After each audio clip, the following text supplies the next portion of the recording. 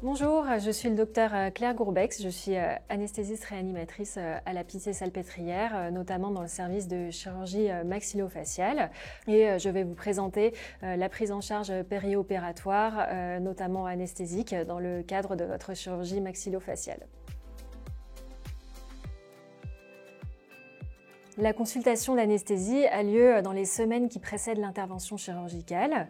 Vous allez rencontrer un médecin anesthésiste réanimateur avec lequel vous allez faire le point sur vos antécédents, notamment sur d'éventuels problèmes médicaux.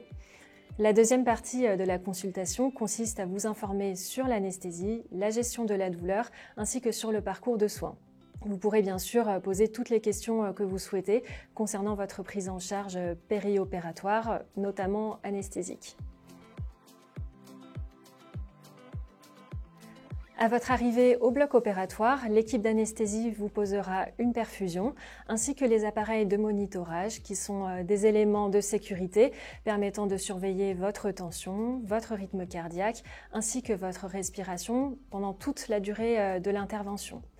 L'équipe veillera à cette étape à ce que vous soyez confortablement installé sur la table d'opération et mettra en place les dispositifs nécessaires afin que vous soyez au chaud.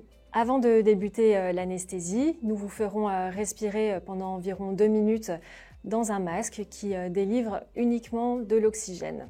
Le but de cette préoxygénation est de faire des réserves en oxygène avant de débuter l'administration des médicaments qui font dormir.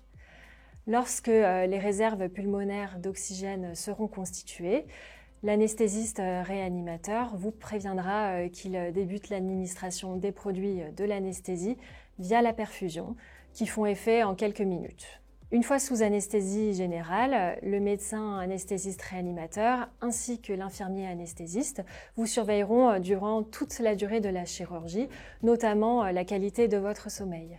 Une fois la chirurgie terminée, l'équipe d'anesthésie interrompra les médicaments entretenant l'anesthésie générale.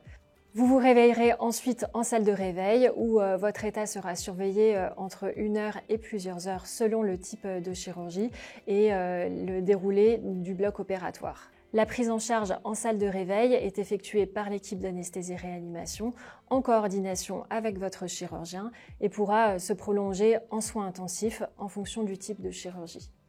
En salle de réveil et en soins intensifs le cas échéant, nous nous attacherons à la surveillance d'éventuelles complications médicales et chirurgicales ainsi qu'à votre confort en apportant une attention particulière à la prise en charge de la douleur. La douleur après les chirurgies de la cavité orale est variable.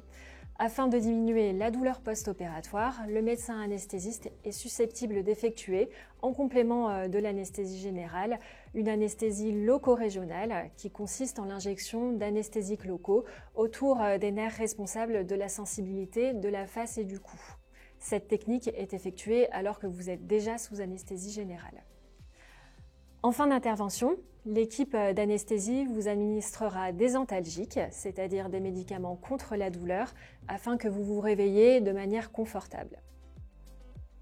Après l'intervention, des antalgiques vous seront donnés de manière systématique et si ceux-ci s'avèrent insuffisants, d'autres classes médicamenteuses, généralement des dérivés de la morphine, pourront vous être administrées en complément.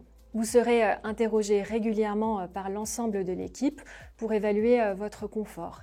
Il est donc important que vous communiquiez avec l'équipe médicale et infirmière à ce propos. Notre équipe est à votre écoute pour optimiser votre bien-être post-opératoire. Je vous remercie d'avoir regardé cette vidéo et l'équipe d'anesthésie réanimation reste à votre disposition pour répondre à d'éventuelles questions.